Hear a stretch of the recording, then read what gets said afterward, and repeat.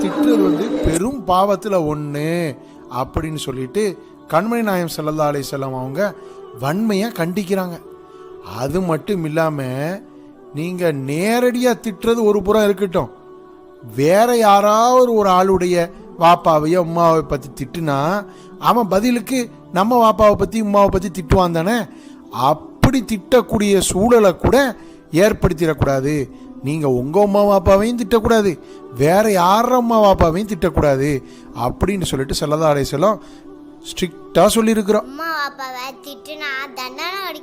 ஆமா, அதுல உங்களுக்கு என்ன சந்தேகம்? ஒவ்வொரு குற்றத்துக்கும் தண்டனைய மறுமையில வழங்கப்படுறது தான் அல்லாஹ் தஆலாவுடைய விதியா இருக்குது.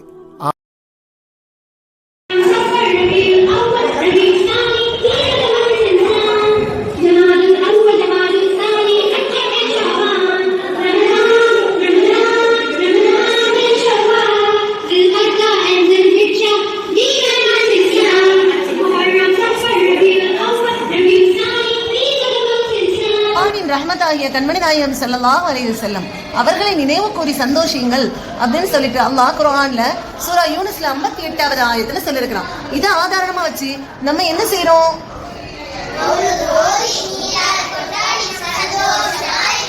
மாஷா அல்லாஹ். பிஸ்மி சொல்லி கை கழுவி வாயும் நாசியும் நாம் கழுவி நியத்துடனே முகம் கழுவி முழங்கை உட்பட கை கழுவி கையை நனைத்து தடை தடவி காதுகளை விதமே தடவி கால்களை கணக்கால் வரை கழுவி களிமா ஷஹாதத்து நாம் ஓதி இன்னா அன்ஸல்னா நாம் ஓதி உதுவை நன்றாய் செய்திடுவோம் ஒழுங்காய் நாமும் தொழுதிடுவோம். சவுண்டா அத்தஹியாத்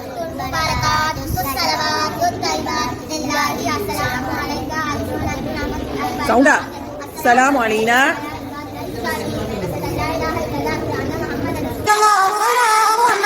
ஸல்லல்லாஹு அலைஹி வஸல்லம் ஸல்லல்லாஹு அலா முஹம்மதின் ஸல்லல்லாஹு அலைஹி வஸல்லம் ஸல்லல்லாஹு அலா முஹம்மதின் ஸல்லல்லாஹு அலைஹி வஸல்லம் ஸல்லல்லாஹு அலா முஹம்மதின் ஸல்லல்லாஹு அலைஹி வஸல்லம் ஸல்லல்லாஹு அலா முஹம்மதின் யா ரப்பி ஸல்லி அலைஹி வஸல்லம். அஸ்ஸலாமு அலைக்கும்.